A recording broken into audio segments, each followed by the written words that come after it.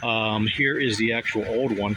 And over time, they have, see these two little holes right here.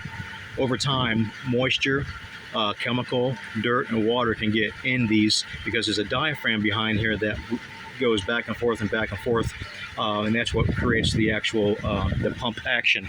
So this is a 4-pin, and a 3-pin would not work. Okay, you got to have the 4-pin, you got to have the right one, you got to have the Honda one, or else you're not going to run right. So it's a fuel in. Okay, we got a fuel out. We got a vacuum assist, and then we got like an overflow right here. And the things to note is, look how I have all these set up. Make sure the hoses are pushed in all the way.